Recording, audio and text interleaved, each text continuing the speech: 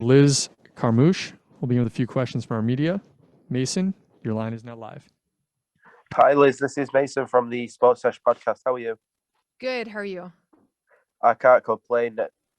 As we know, you fought some very tough girls in the past: Ronda Rousey, Misha Tate, Jennifer Mayer, just to name a few. Having fought these really tough girls, do you think that gives you an advantage in this fight? Absolutely. Absolutely. Yeah. Having fought people like Valentina Shevchenko, Ronda Rousey, and all the names that you mentioned, having that experience under your belt, the more reps that you get in the cage prepares anybody. So that certainly is going to help on Friday night. And what are your thoughts on your opponent?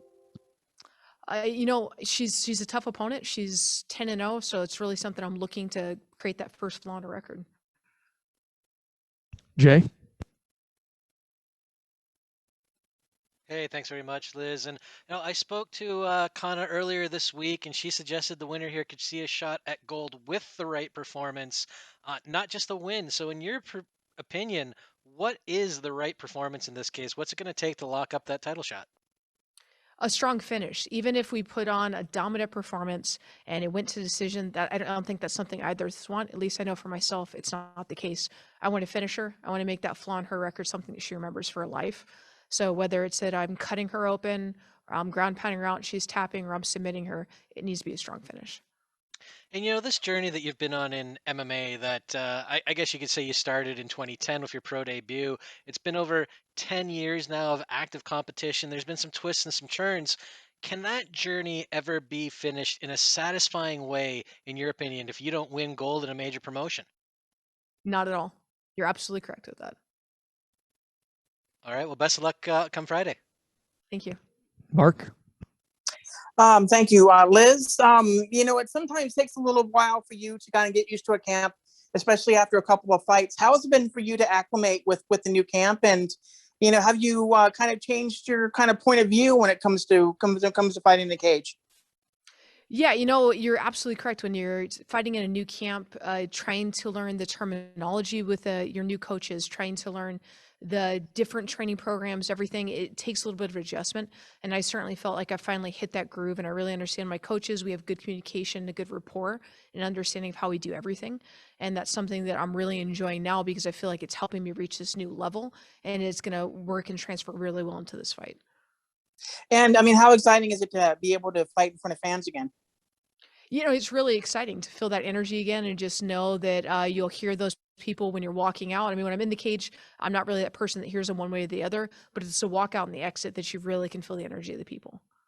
Thanks, Liz. Best of luck. Thank you. Maria? Hi, Liz. Maria with Throwing Bows Podcast. How you doing today? Good. How are you? I'm well. So, you've been down this road before, just taking on whoever gets put in front of you. But, obviously every situation is a little bit different. And coming up in this fight and going up against an undefeated fighter, do you ever just feel like, here I go again, like having to teach this person, welcome them to what it feels like to have that adversity? So like, what's your mindset going into these types of situations? My mindset really for this one is for me to just go on and put a dominant performance. I'm not really trying to concentrate on her and think about everything that she's able to do or not do, or really just make that name like, okay, here we go again. They're putting another undefeated fighter and I'm the person that has to change something about that. It's really about me just going out there and breaking her will and just showing my dominance in this division and why I deserve to be the next title holder. And with that, talking about the title shot, as you already mentioned, clearly you want to put on a dominant performance. If it goes to the cards or something like that, like you can certainly understand if the shot doesn't come. But if that does end up being the case, what's next? I'm at the beck and call of Bellator, even like taking a short notice fight like this. I said when I came into this organization that I wanted to start from the ground up and I wanted to earn my way through the ranks. And right now, even if with the win over Kana, that doesn't necessarily put me in title contention. There's still somebody ranked above me. So that means I need one more fight before that. I totally understand. If this fight earns me straight into title contention, even better. Awesome. Best of luck.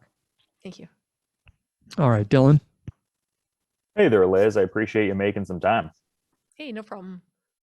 I was just curious because the name Ronda Rousey was mentioned earlier at the beginning of the scrum, and just, working with Justin Flores, her longtime judo coach, as you're readying to fight somebody who was an Olympic qualifier in judo and is a decorated player in their own regard. Like, do you feel like the tools are, I guess, sharpened in the most ideal way for this kind of opponent?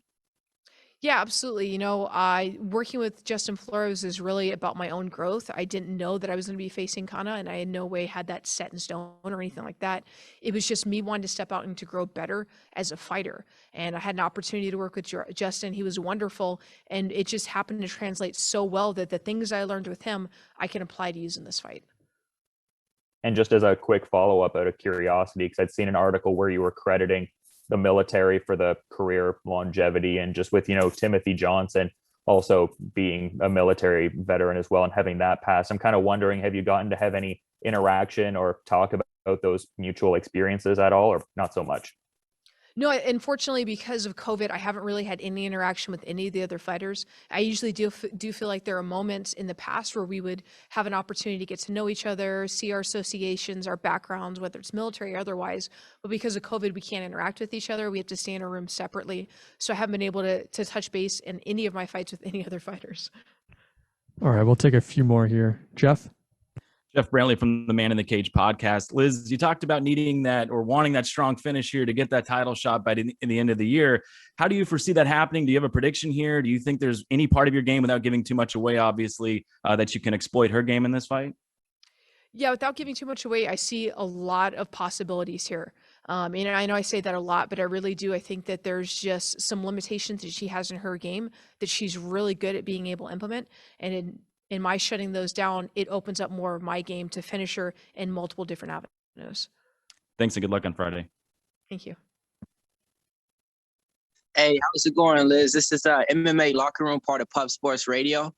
You're one of the pioneers in this women's MMA field. How does it feel now to actually get the proper deserve and respect that all the women are getting now with the, blossoming of Clarissa Shields, Kayla Harrison, Chris Cyborg, and the list goes on, and yourself on that list as well? Yeah, it's great. And I think that that's being done because of organizations like Bellator. Is they're starting to prioritize women. They're starting to see the people that have these strong skill sets. And instead of just exploiting them for the storyline that they have, they want to focus on our actual skills. And as a result for that, you're seeing them put on better performances, and they're respecting their fighters and taking care of them. And that's because of an organization like Bellator. All right, Michael Morales. Hey, Liz, how are you? Good. How are you? Everything good here. Thank you very much for your time. You made your debut inside the MMA industry in 2010. You made your debut in the UFC against Ronda in 2013. As a competitor, now 11 years since you made your debut, what do you think has been the key behind your evolution as a competitor inside the MMA industry now with Bellator?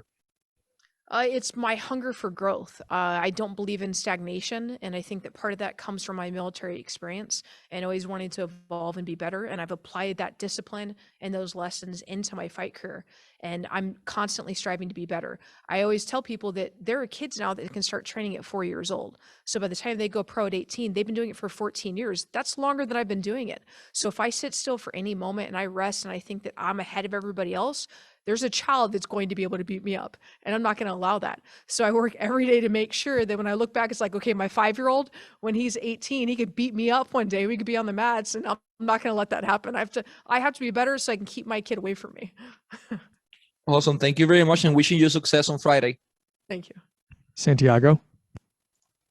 Hi, Liz. Greetings from Amsterdam, and thank you for the time.